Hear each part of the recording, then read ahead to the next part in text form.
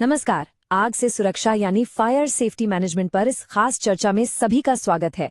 आज हम पवन सिंह जी द्वारा दी गई जानकारी के आधार पर ये समझेंगे कि आखिर किसी भी जगह को, किसी भी वर्क प्लेस को आग के खतरों से एक किले की तरह महफूज कैसे बनाया जा सकता है।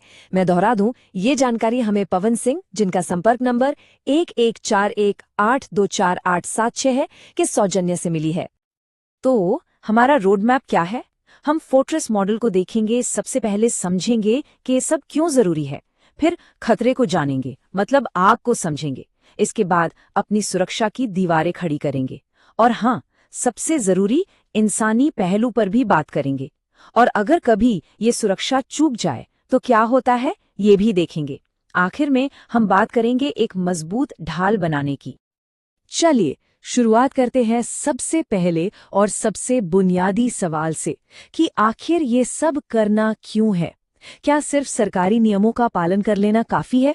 नहीं, असल मकसद इससे कई ज्यादा बड़ा है। देखिए, एनएफपीए और ओशा जैसे संगठन स्टैंडर्ड्स तो बना देते हैं, नियम कानून तय कर देते हैं, लेकिन सच्ची सुरक्षा ना वो सिर्फ कागज पर नियम पूरे करने से नहीं आती। असली प्रोएक्टिव सेफ्टी असल में 3 मजबूत पिलर्स पर टिकी होती है।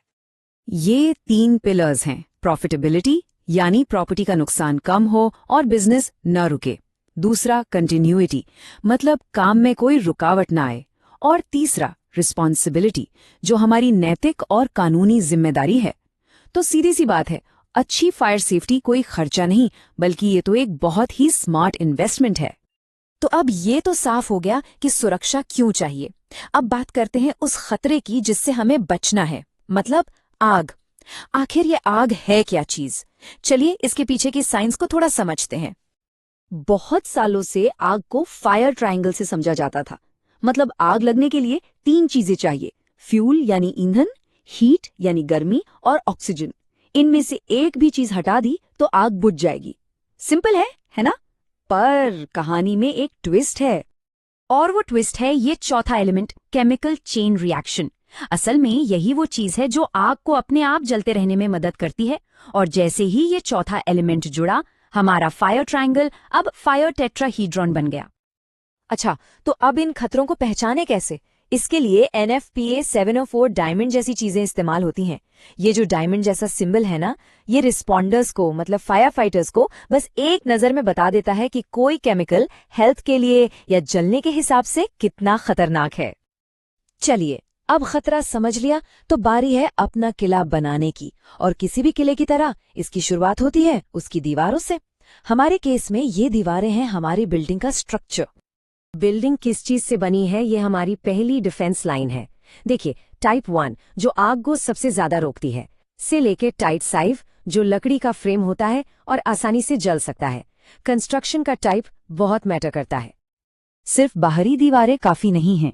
दीवारों के अंदर एक और कमाल की स्ट्रैटेजी इस्तेमाल होती है जिसे कहते हैं कंपार्टमेंटलाइजेशन। इसका मतलब है फायर वॉल्स और फायर डोर्स का इस्तेमाल करके आग को एक छोटे से एरिया में ही कैद कर देना, ताकि वो पूरी बिल्डिंग में न फैले। ये जो दीवारें और कंपार्टमेंट्स हैं, ये तो हो गए पैसिव डिफेंस, मतलब ये अपनी जगह पर रहते हैं। अब बारी है हमारी एक्टिव संतरियों की, यानी ऑटोमेटिक सिस्टम्स, जो खतरा देखकर खुद एक्शन लेते हैं। और इन सेंसरियों में सबसे पहले आते हैं डिटेक्टर्स। स्मोक डिटेक्टर्स जो धुएं के कणों को पकड़ते हैं, या फिर फ्लेम डिटेक्टर्स जो आग की लपटों को पहचानते हैं। कह सकते हैं कि ये हमारे किले की आंखें और कान हैं जो खतरे का पहला सिग्नल देते हैं। और जैसे ही खतरा डिटेक्ट होता है, एक्शन में आते हैं सप्रेशन सिस्टम्स। ये आमतौर पर पानी वाले ऑटोमेटिक स्प्रिंकलर हो सकते हैं, जो सबसे कॉमन है, या फिर खास जगहों के लिए, जैसे जहां महंगे इलेक्ट्रॉनिक्स हों, वहां स्पेशल एजेंट जैसे फोम या गैस का इस्तेमाल होता है। हमने दीवारें बना लीं, संतरी भी लगा दिए, लेकिन कोई भी किला उतना ही मजबूत होता है जितने उसके सैनिक। सिर्फ टेक्नोलॉजी से काम नहीं चलेगा, इंसानी पहलू सबसे ज्यादा जरूरी है। और इसकी शुरुआत होती है एक साफ सुथरे मैनेजमेंट स्ट्रक्चर से। टॉप मैनेजमेंट जो पॉलिसी बनाता है, से लेकर एक एक कर्मचारी तक, जिसकी जिम्मेदारी है कि वो अपने आसपास सफाई रखे। फायर सेफ्टी में हर किसी का रोल होता है।